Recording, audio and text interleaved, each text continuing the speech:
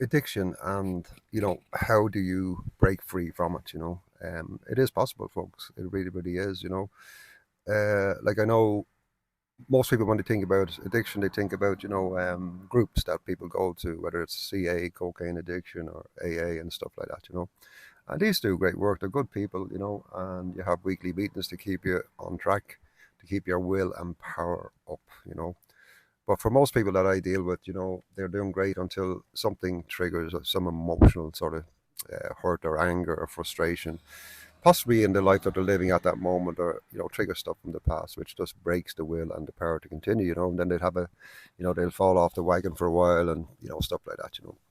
And so for me, although it's good, it's not really removing the cause to addiction. There is a cause to addiction. A lot of people I know, even in this industry, will focus on the symptoms. They'll focus on lifestyle, for instance. What your life would be like without cocaine and stuff like that, or alcohol and stuff like that. And although that's good as well, it's still not addressing the root cause of the addiction. Okay, and whether it's alcohol, whether it's social media, whether it's shopping, whether it's food, whether it's alcohol, whether it's Nurofen Plus over the counter prescriptions, or even prescription from your doctor that you're using, it's all comes down to the same reason: soothing. And that's the one where you have to understand about addiction. You're soothing yourself, okay? And whether you like it or not, you might say, "Well, I'm not an addict," and I can guarantee you are in some shape or form. Maybe you're addicted to working. Maybe you're addicted to not liking yourself. Maybe you're addicted to, attention from other people if you're in a relationship. So everybody has some sort of addiction. You have porn, you have stuff like that. A very common one though is food, isn't it? Because it's, nobody will give out to me if we're going into a shop and eating 10 cheeseburgers. Nobody give out to me going to a shop and buying 10 bars of chocolate. So you have legal addiction and you have illegal addiction. And the people with legal addiction would look on the people with illegal addiction with a lot of misunderstanding.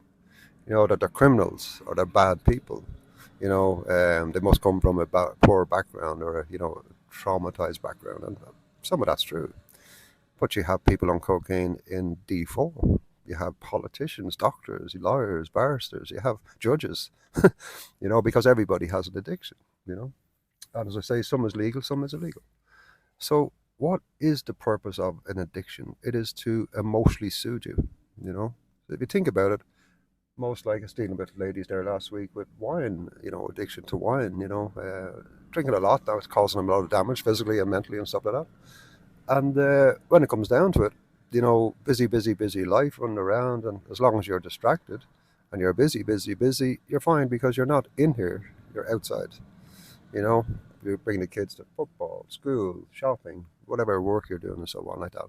But it really only hits home for a lot of people when they sit down in the evening time, and you might put on the TV and you just get this feeling, an uncomfortable feeling, and a feeling that most people don't like. So either you pick up the phone to distract yourself, or you get a glass of wine or food or whatever, or you go off and smoke a joint, or you take a line of cocaine, or you put on a bet, or you look at porn, or whatever it is, or you go to the gym every 3 hour you have, and so on. So it's all comes down to the same reason of soothing emotion.